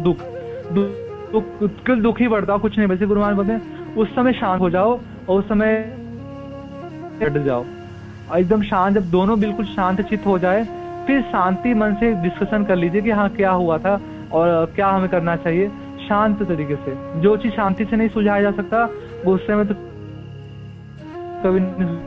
भक्त हमेशा शांत रहता है। तो यहाँ पे फिर प्रार्थना करे ये दोनों द्वारपाल, देखिए आप कृपा करिए, ठीक है हम ग्रहण कर रहे हैं, हम आप जो शाप देंगे हम ग्रहण कर रहे हैं, बट भगवान को भूले नहीं, इतना कृपा नहीं। भगवान भक्त के जीवन का यहाँ बता रहे हैं प्रभुपाद जी तात्पर्य में, सब दंड से डर नहीं लगता भक्त को। दंड ठीक है, गलती हो गया, दंड प्राप्त करेगा, नो प्रॉब्लम, लेकिन भगवान को न भूले भक्त। कुछ भी हो जाए, भगवान का विस्मृति बहुत बड़ा लॉस है। अगर भगवान की हमारी कृष्ण स्मृति चले गए, बहुत बड़ा लॉस है, भगवान का स्मृति चली जाए। कृष्ण को भूलिया तुम्हार संसार आछीन, कृष्ण आपको ही तो भूल के हम इस संसार में पड़ गए, और न जाने कितने जन्मों से पड़े हैं। तो भाई ये बहुत बड़ा लॉस है कृष्ण को भूल जाना। और चलो मनुष्य जीवन में तो ठीक है, थोड़ा शास्त्र पढ़ाई करे, कुछ श्रवण करे, भक्तों को संगति में कृष्ण थोड़े याद भी रहेंगे, बट अगर नीचे की योनि में गिर गए, यहाँ प्रभुपाद जी बताने की अगर पशु इत्यादि निम्न योनि में चले गए, भगवान को कैसे याद कर पाएंगे, शास्त्र भी नहीं पढ़ पाएंगे, कथा भी समझ में नहीं आएगा पशु योनि में, तो किस प्रकार से भगवान के याद। तो चलो कुछ एक्सेप्शन आते हैं, जैसे भरत महाराज, अगर वो हिरण बने तो भगवान की बड़ी कृपा थी कि उनको याद रख पाए, हिरण की योनि में भी याद रख पाए थे। बट हर एक भक्त अगर किसी का फॉल डाउन अगर नीचे हो गया, नीचे की योनि में हो गया, तो हर एक पे तो ऐसी कृपा होगी नहीं कि उसको याद रह पाएगा, अगर पशु की योनि में याद रह पाए। तो इसलिए यहाँ पे जय विजय डर रहे हैं, और जय विजय भगवान से ये चारों कुमार से और भगवान से प्रार्थना करते हैं कि देखिए आप कृपा रखिएगा कि भगवान को भूले नहीं, भगवान को याद रख पाए, भगवान स्मरण में रहे। तो ये सब जो जय विजय ने स्वीकार करा था, ये श्राप एक्चुअली भगवान की परम इच्छा से हुआ था। लक्ष्मी देवी के मन में ऐसा आया कि मेरे पति वो षड ऐश्वर्य पूर्ण भगवान, परम शक्तिमान है, और जब मैं उनके चरणों की सेवा करती हूँ तो मेरे स्वामी को तकलीफ होती है। बोलते हैं लक्ष्मी हे प्रिय, और धीरे प्रीतम है, थोड़ा और धीरे दबाइए, और धीरे दबाइए। तो लक्ष्मी देवी सोचती कि किस प्रकार से बड़े बड़े असुरों से लड़ते होंगे मेरे स्वामी। तो भगवान ने लक्ष्मी देवी की इस इच्छा को पूर्ण करने के लिए अपनी वीरता का प्रदर्शन करना चाहा। भगवान ने वीर का स्वाधन करना चाहा। तो भगवान आप लड़ेंगे तो भगवान के लड़ने के लिए कोई भगवान के बराबरी का तो होना चाहिए ना, कि थोड़ा जो भगवान से तो अच्छा सा लड़ पाए। तो भगवान ने बस इच्छा करा और उनकी इस भगवान को वीर रस का स्वाधन करने के लिए जो भगवान की दो दास है इनके जय विजय, इन दोनों ने इस प्रकार का शाप स्वीकार कर लिया कि ठीक है, हम असुर बनेंगे और असुर बन के भगवान को वीर रस का स्वाधन कराएंगे, भगवान को वीर रस का स्वाधन कराने में सहायता प्रदान करेंगे। तो इस प्रकार से वो असुर बनने का शाप ग्रहण किए। तो ये सब कल भगवान की सेवा करने के लिए था। मतलब भक्त भगवान की सेवा करने के लिए किसी भी एक्सटेंट तक जाता है, किसी भी एक्सटेंट, वो अपना निजी सुख नहीं देखता, वो भगवान का सुख देखता कि भगवान को वीर रस का स्वाधन करना है, लक्ष्मी देवी को आनंद देना है, लक्ष्मी देवी को दिखाना है किस प्रकार असुर को मारते हैं, ठीक है, हम असुर बनते हैं। तो इस प्रकार से भगवान की इच्छा से चारों कुमार का प्रवेश होते हैं। भगवान की इच्छा से भगवान की एक इच्छा से मल्टीपल कार्य संपन्न होते हैं, मल्टीपल टास्क भगवान संपन्न कर देते हैं। तो यहाँ पे स्मरण के बारे में नारद मुनि ऋषि महाराज कहते हैं 7वें स्कंद, ये जो असुर होते हैं ना, असुर लोग का स्मरण बहुत अच्छा होता है। असुर लोग इतना श्रेष्ठ है असुर स्मरण भगवान का कि उतना भक्त भी क्या करेगा, भक्त भी असुरों के जैसा स्मरण नहीं कर पाता। इतना तीव्र प्रगाढ़ स्मरण होता है असुर का, दिन रात उठते बैठते खाते सोते दिन रात भगवान का स्मरण करता है एक असुर। जैसे कंस का उदाहरण देते हैं, कंस उसको हर जगह कृष्ण बलराम दिखते थे, हर जगह वो सोता था, सपने में कृष्ण बलराम देखता था, डर के उठ जाता था। चेहरा देखता था मिरर में अपना फेस, वो कृष्ण बलराम दिखते थे, मिरर तोड़ देता था कंस गुस्से से। कंस की 2 रानियां 80 प्राप्ति आती थी, उसको लगता था कृष्ण बलराम आ रहे हैं। वो खाना खाता था, पानी पीता था, उसको भोजन में और पानी में भी कृष्ण बलराम दिखते थे। वो भोजन उठा के पानी उठा के फेंक देता था। मतलब हर जगह उसको कृष्ण बलराम, रात्रि होता था उसको आकाश में कृष्ण दिखते थे काले काले, मतलब हर जगह उसको कृष्ण बलराम का प्रतीति होता था कंस को, क्योंकि इतना द्वेष करते हैं भगवान से। उनका स्मरण तेज होता है, बट ही प्रतिकूल भाव में होता है, और भक्त प्रेम से स्मरण करे तो कहना ही क्या है ना, भक्त प्रेम से करे। लेकिन यहाँ पे प्रगाढ़ता होती है, जिससे हम नफरत करते हैं ना, तो हम कुछ भी कार्य करेंगे ना, हमारे जीवन में वही चलेगा, दुश्मन ही हमारा चलेगा। वो ऐसा किया, वो ऐसा किया, मुझसे बदला लेना है, ये करना है, वो करना है। हम हमारे दुश्मन की ना बहुत तीव्रता से स्मरण करते हैं, कि असुर भाव से दुश्मनी करते हैं ना, द्वेष करते हैं, इसलिए उनका स्मरण तीव्रता से होता है। लेकिन प्रतिकूल भाव में होता है, इसीलिए उनका कल्याण नहीं हो पाता। और भक्त अनुकूल भाव में करता है, इसलिए भक्त भगवान से प्रेम डेवलप कर पाता है ना।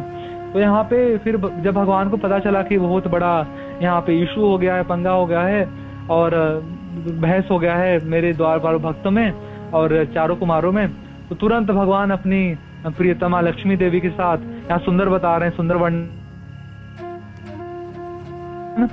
जो पद्मनाभ है, जिनके नाभि से कमल निकला है और जो भक्तों को आनंद देने वाले हैं।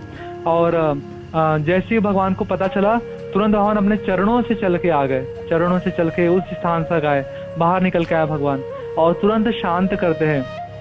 भगवान बहुत विनम्र है ना। तो भगवान को भृगु मुनि ने भी लात मारी थी, तो भगवान ने भृगु मुनि का पाँव सहलाया था, बोलता था कि मेरी छाती कठोर है, आपका पाँव कोमल है, आपको बड़ा तकलीफ हो गया होगा।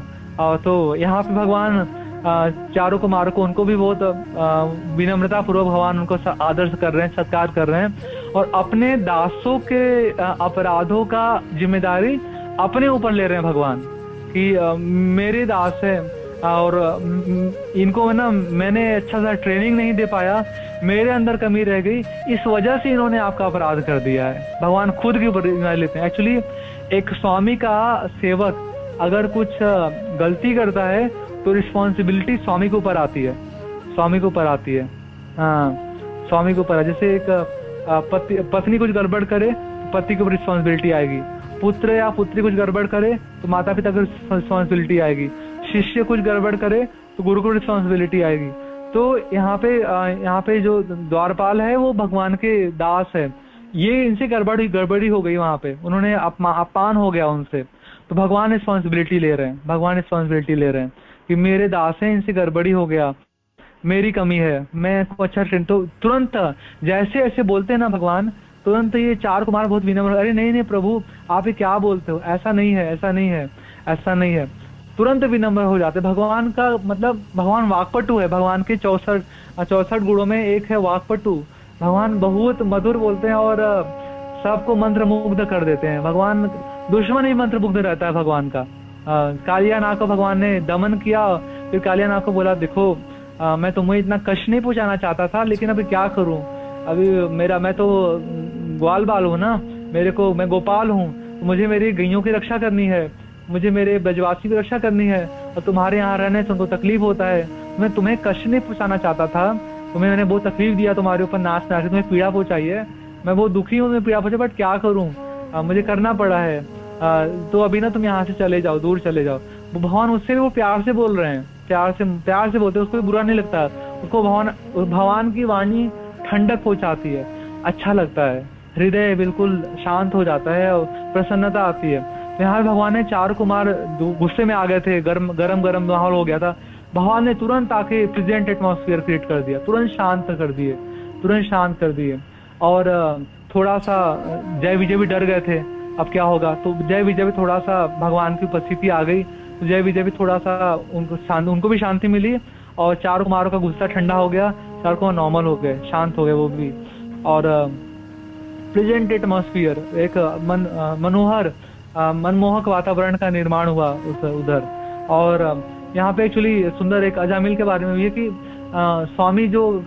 स्वामी के शिष्य कुछ गड़बड़ करते हैं तो स्वामी को रिस्पॉन्सिबिलिटी लेनी पड़ती, मालिक को रिस्पॉन्सिबिलिटी लेनी पड़ती है।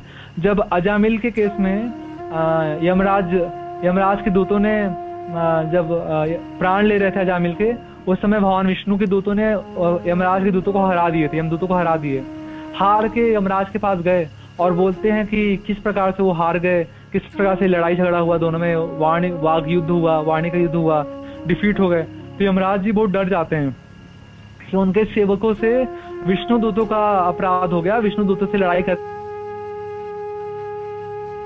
डर जाते हैं, पूरे कांप रहे थे यमराज जी, और दोनों हाथ उठा के भगवान कृष्ण की प्रार्थना कर रहे थे कि ये प्रभु मेरे नालायक शिष्यों को, ये जो नालायक जो मेरे दूत हैं, इन पे कृपा दृष्टि बनाइए, इनको माफ कर दीजिए, इनको पता नहीं था।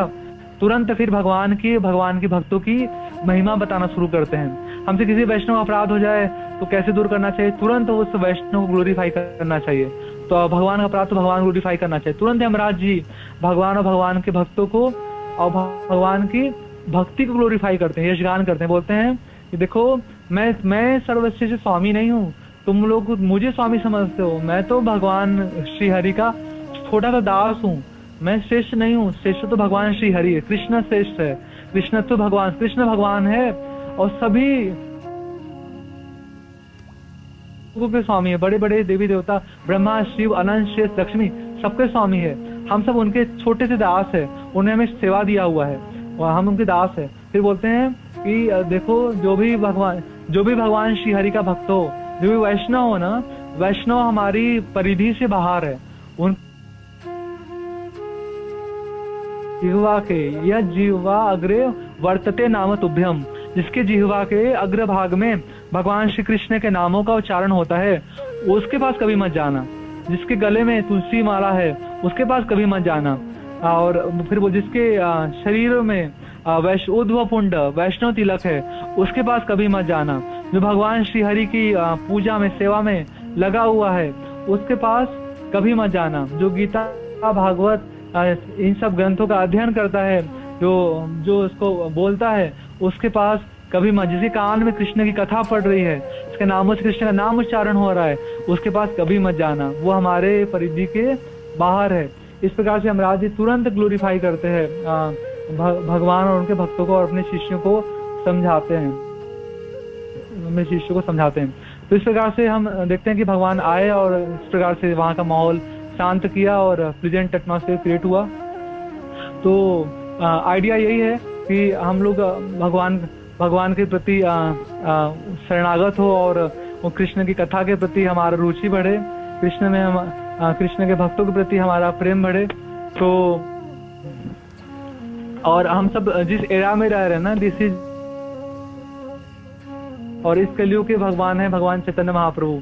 और इस कलयुग का अगर हम ग्रंथ बोलेंगे है ना, जो हमारे हार्ट को सॉफ्टन करेगा, क्योंकि हम हर प्रकार से वैष्णव अपराधों से बच पाएंगे। और एक अच्छा वैष्णव का आचरण किस प्रकार से होना चाहिए, उस वैष्णव के अच्छे आचरण को धारण कर पाएंगे। और भगवान के प्रति हम प्रेम को विकसित कर पाएंगे। हमारा हार्ट सॉफ्टन होगा, भगवान के प्रति थोड़ा सा द्रवित होगा।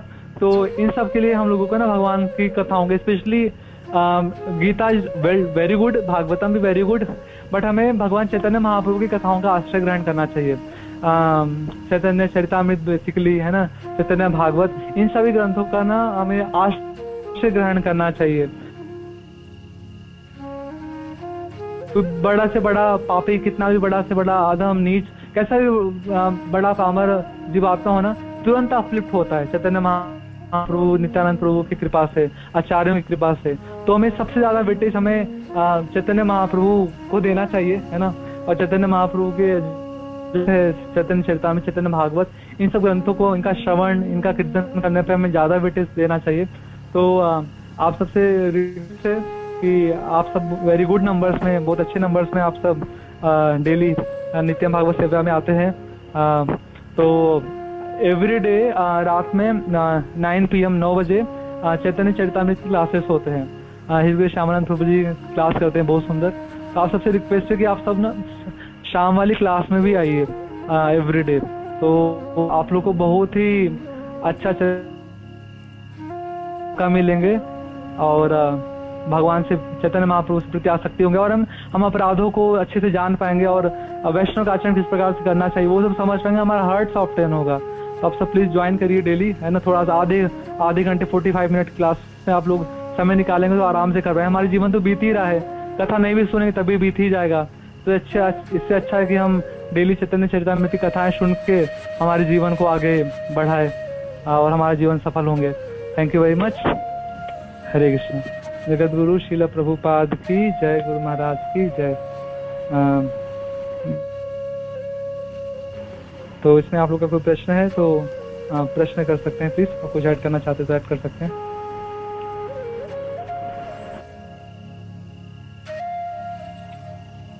हरे कृष्णा प्रभु जी, धन्यवाद, प्रणाम। हरे कृष्णा माता जी, धन्यवाद, प्रणाम। प्रभु जी बहुत ही सुंदर क्लास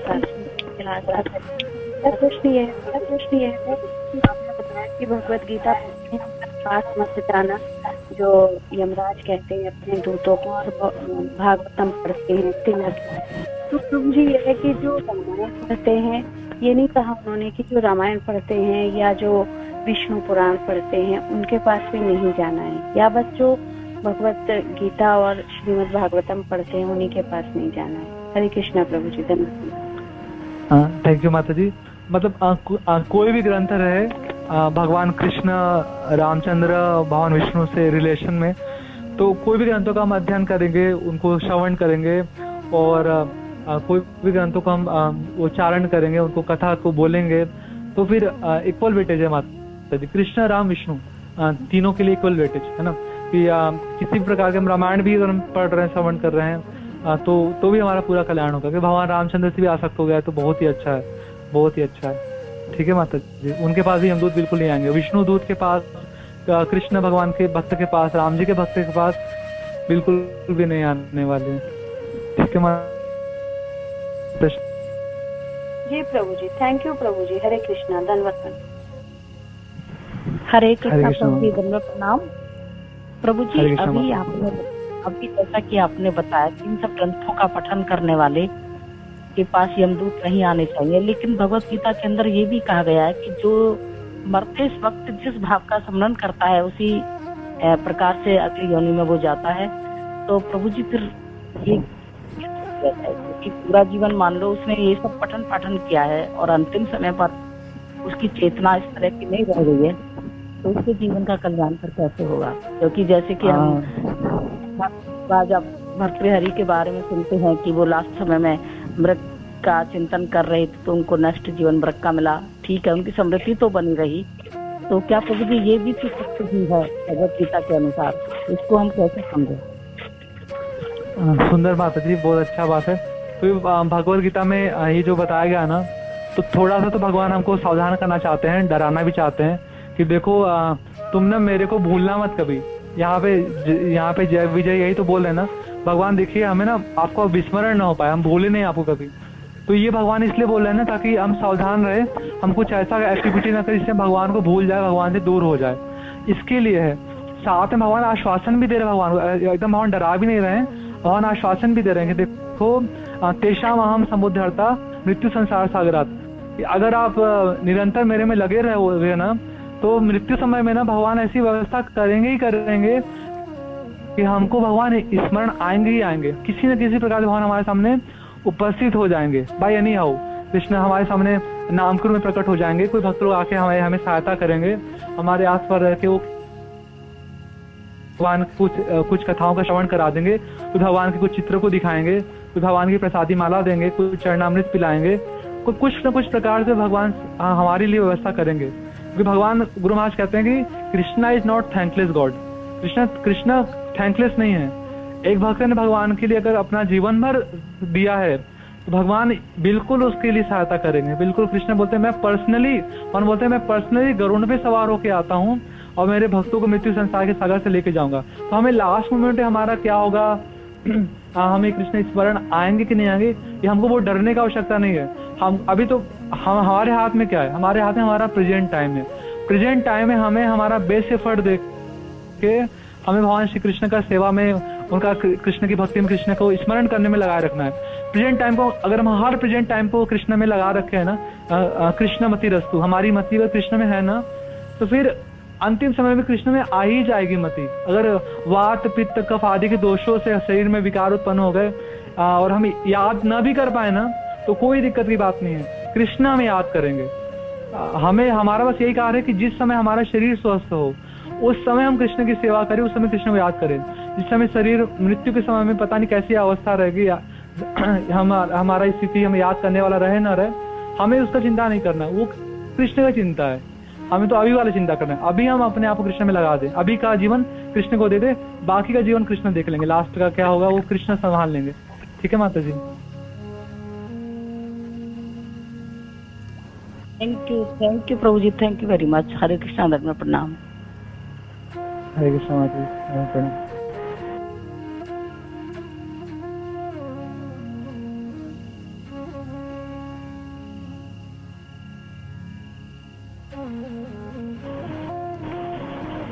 हरे कृष्णा। और कोई प्रश्न आप लोग के किसी के? हरे कृष्ण प्रभु जी, दंडवत प्रणाम प्रभु जी। दंडवत प्रणाम प्रभु जी। यस प्रभु जी। प्रभु जी ये हमारा ये प्रश्न था कि जैसे कि एक बार वो इंद्र के सभा में जब बृहस्पति जी गए तो जैसे कि सबने शायद खड़ा हुआ, उन्होंने मतलब नहीं वो खड़ा हुआ, तो उनको मतलब ये हुआ कि इंद्र को जैसे लगता है वो मान हो गया है। तो प्रभु जी उन्होंने मतलब कि ऐसा समझ के उनको समझ के श्राप दिया कि देखिए मतलब मेरा इसने मतलब आदर सत्कार नहीं। अच्छा, बहुत अच्छा प्रश्न है प्रभु जी आपका। एक को क्या बोलते हैं कि देवताओं अगर वो यदि मान की आशा रखते हैं तो एक साधारण पुरुष प्रभु जी मान की आशा से मतलब कैसे बाहर निकल सकते? बहुत ही सुंदर प्रश्न है प्रभु जी। एक्चुअली तो आपका प्रश्न है कि देवता के गुरु बृहस्पति जब इंद्र के सभा में पहुंचे तो सब खड़े हुए, इंद्र खड़ा नहीं हुआ, वो अप्सराओं के साथ नृत्य देखने में मग्न था। तो उन्होंने गुस्से होकर श्राप दिए कि मेरा मान नहीं किया। एक्चुअली जो गुरु होते हैं ना, गुरु मान से रहित होते हैं। गुरु अमानी न, चैतन्य महाप्रभु बोला है ना, अमानी ना मान देना, अमानी ना। गुरु को मान का इच्छा नहीं होता। बृहस्पति जी ने श्राप दिए तो अपने मान के लिए थोड़ी श्राप दिया था कि मेरे को मान नहीं दिया तो उनका अहंकार, उनका ईगो हर्ट हो गया तो गुस्से में श्राप दिया। पहले तो देवताओं गुरु हैं तो बहुत श्रेष्ठ स्थिति में है, बहुत ही श्रेष्ठ। और ऐसा नहीं कि उनका आपे से बाहर हो गया, आउट ऑफ कंट्रोल, इंद्रिया नियंत्रण में नहीं रही, वेग वो मनसा क्रोध वेगम, क्रोध का वेग आ गया। तो ऐसा कोई क्रोध का वेग आया नहीं था उनको कि क्रोध के वेग में आके श्राप दिया, इंद्रिया विचलित हो गई गुरुदेव गुरु बृहस्पति का, ऐसा नहीं था। एक्चुअली भगवद गीता में भगवान कृष्ण कहते हैं यत् यत् आचरति श्रेष्ठ लोकस्तद अनुवर्तते। एक श्रेष्ठ पुरुष जैसा आचरण करता है, साधारण पुरुष वैसा वैसा आचरण करता है। तो इंद्र है, इंद्र देवताओं का राजा है। इंद्र देवता का राजा होके अगर इस प्रकार का आचरण करेगा, वो गुरु का सम्मान करेगा, तो उससे प्रजा बिगड़ जाएगी। देवता लोग भी गुरु का सम्मान नहीं करेंगे, गुरु का सम्मान नहीं करेंगे। और गुरु का सम्मान नहीं करेंगे मतलब गुरु परंपरा का डिसरिस्पेक्ट हो जाएगा फिर, और एट लास्ट में भगवान श्री कृष्ण का डिसरिस्पेक्ट हो जाएगा। प्रगति कैसे होगा फिर? प्रगति कैसे होगा? एक शिष्य का प्रगति रुक जाता है अगर वो अपने गुरु के प्रति असम्मान व्यक्त करता है, श्रद्धा व्यक्त करता है। तो अपने लिए नहीं, सबके कल्याण के लिए और इंद्र को सही रास्ते पे लाने के लिए, वो भगवत विमुख न हो जाए, भगवान से विमुख, गुरु से विमुख हो जाता है अगर कोई जीव तो भगवान से भी विमुख हो जाता है। तो इसलिए कृष्ण से विमुख न हो जाए इंद्र, इस वजह से देवगुरु बृहस्पति ने शाप दिया है ना, कि ताकि ब्लंडर, मिस्टेक, बड़ा मिस्टेक न करे और अपनी गलती को सुधार ले इंद्र, है ना। इस वजह से शाप दिए थे कि आपका जिस ऐश्वर्य कारण आप इतना मदमत्त हो गए, इतना आपके अंदर घमंड चढ़ गया, वो ऐश्वर्य छीन जाएगा, ताकि आप वैष्णव का, गुरु परंपरा का और कृष्ण का सम्मान कर पाओ, है ना, कृष्ण का सम्मान कर पाओ। हम देखते हैं कि इंद्र तो भगवान कृष्ण का भी डिसरिस्पेक्ट किए थे। जब भगवान ने पारिजात वृक्ष मांगे थे अपनी रानी सत्यभामा के लिए, इंद्र ने भगवान से फाइटिंग किया था, डिसरिस्पेक्ट किया भगवान का। इंद्र ने ब्रजवासियों को डुबाने के लिए मूसलाधार 7 दिन तक वर्षा करा। तो क्यों कृष्ण का डिसरिस्पेक्ट कोई कब कर सकता है? जब वो अहंकारी रहेगा, जब वो अपने गुरु का भी मान नहीं करेगा तो भगवान का भी मान नहीं करेगा। तो इंद्र को सही पथ पे लाने के लिए देवगुरु बृहस्पति ने ऐसा करा, ताकि उसका शिष्य सुधर जाएगा, है ना। अपने शिष्य, और गुरु नहीं सुधारेंगे तो हमें कौन सुधारेगा? गुरु नहीं सुधारेंगे, गुरु हमारी गलतियों पे नहीं करेक्ट करेंगे तो कौन करेगा? हु विल डू, है ना। गुरु के पास पूरा अथॉरिटी होता है ना। गुरु अपने शिष्य को प्रताड़ित करते हैं, दंडित करते हैं, डांटते हैं, तो गुरु कल्याण कर रहे हैं। और हर एक शिष्य को अपने गुरु को अधिकार देना चाहिए। अगर हम अपने गुरु को अधिकार नहीं दिए हैं कि हमारी कमियों को सुधारे, हमें हमारी कमियों पे करेक्ट करे, डांटे, हम किस बात का शिष्य है? हम सब फिर किस बात का शिष्य है ना। तो मतलब गुरु ने तो बस कल्याण, out of compassion, not out of anger, but out of compassion for Indra के प्रति दया की भावना, इंद्र का कल्याण करने के लिए देवगुरु बृहस्पति ने शाप दिया। ठीक है प्रभु जी, हरे कृष्णा।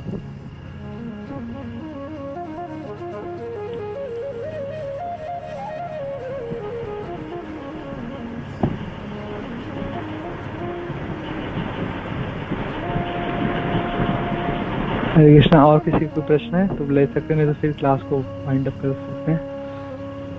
हरे कृष्णा प्रभु जी, प्रणाम। यस माता जी, प्रणाम।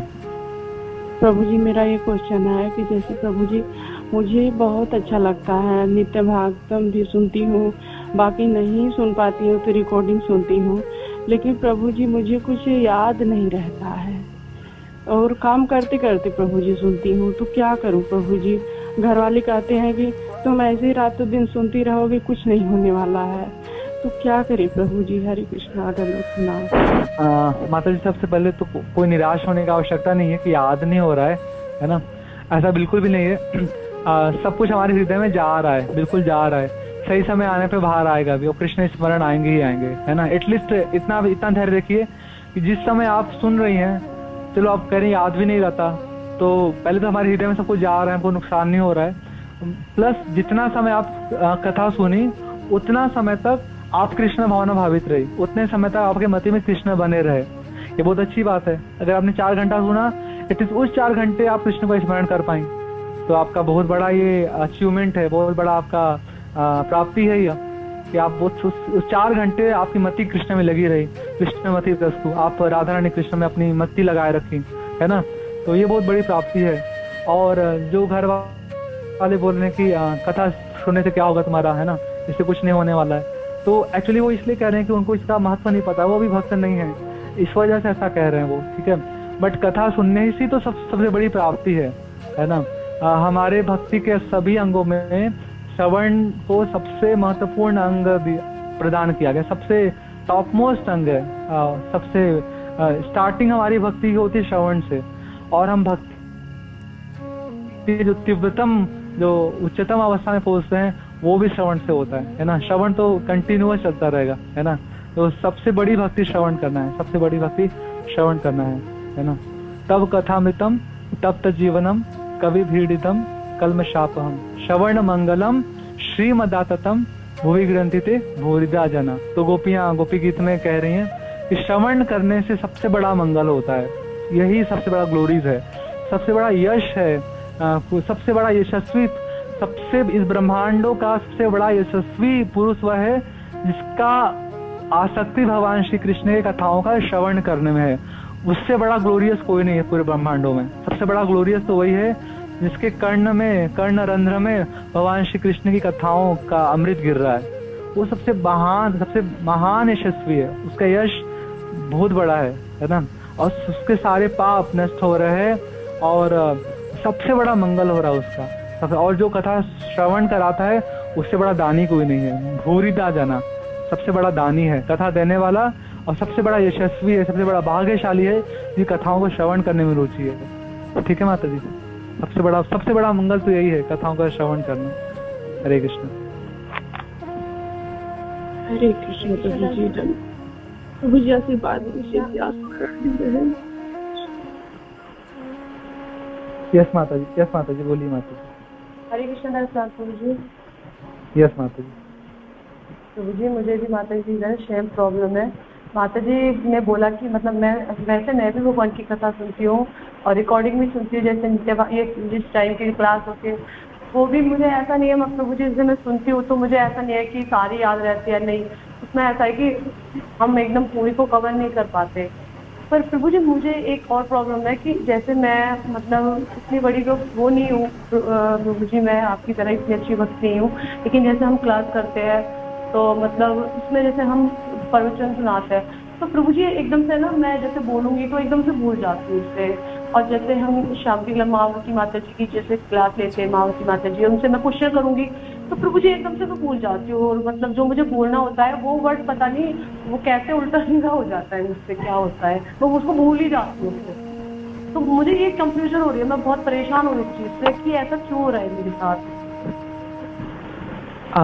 माता जी अगर मान लीजिए कि आप जैसे अगर मान लीजिए आपको प्रश्न पूछना है किसी से, तो अगर आप प्रश्न ही पूछना भूल जा रही हैं किसी कारण से, तो आप अच्छा है कि आप प्रश्न लिख लीजिए। जैसे ही प्रश्न याद आ रहा है प्रश्न लिख लीजिए, लिख के पूछिए। और अगर आप आपको ही क्लास देना है, मान लीजिए आप ही क्लास देने जा रही हैं, तो सबसे अच्छा कि आप नोट्स बनाइए, आप कुछ पढ़िए कुछ सुनिए, नोट्स बनाइए। और जब कथा सुन रही है ना उस समय अगर आप खाली समय आपके पास तो नोट्स बनाइए। तो लिखते हैं ना तो लिखने से ना हमारे हृदय में तेजी से बैठता है। लिखना बहुत जरूरी है, लिखना चाहिए, हमें लिखना चाहिए, है ना। और हमारे हाथों का बेस्ट, भगवान ने हमें हाथ दिया है तो कितना धन्य है हाथ, वो हाथ तो भगवान श्री कृष्ण के शब्दों का लिख रहा है ना। तो भी सेवा में लगाना चाहिए, लिखना चाहिए, बिल्कुल लिखना चाहिए, लिखना चाहिए। और गुरु माँ कहती हैं कि जो भी आप सुन रहे हो, गुरु माँ कहती है कि जो भी आप सुन रहे हो ना उसको 3 लोगों को सुना दो, उसको 3 लोगों को सुना दो, वो चीज आपके हृदय में बैठ जाएगी। जो भी आप कथा सुन रही है ना, आपका कोई घर वाला हो, कोई बच्चा हो, कोई आपका पड़ोसी हो, कोई मित्र हो, जहाँ जिससे भी आपका बातचीत होता है, वो 3 लोगों को बता, आज कथा में ये सुना, जो भी आपको याद आ रहा है बता दीजिए। अगर आप 3 लोगों को बता देती तो आपके हृदय में बैठ जाएगा पूरा। तो ये आप करके देख सकती हैं, ये थोड़ा हेल्प करेगा। यस माता जी।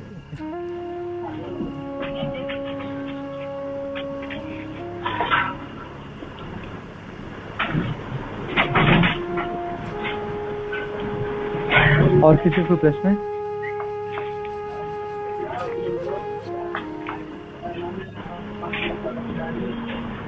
ठीक है, फिर कोई प्रश्न है तो श्यामान को जी क्लास ओवर करेगा प्रभु जी। कोई प्रश्न है तो फिर धन्यवाद प्रभु। ये सब और कोई प्रश्न नहीं तो आप समाप्त कर सकते प्लीज। हरि बोल। हरे कृष्णा। यस प्रभु जी, यस प्रभु जी। वाञ्छाकल्पतरुभ्यश्च कृपा सिन्धुभ्येव च पतितानां पावनेभ्यो वैष्णवेभ्यो नमो नमः। जगद्गुरु श्रील प्रभुपाद की जय, गुरु महाराज की जय, गौर भक्त वृंद की जय। राधा श्याम सुंदर प्रभु जी की जय। Thank you Prabhu. Hare Krishna.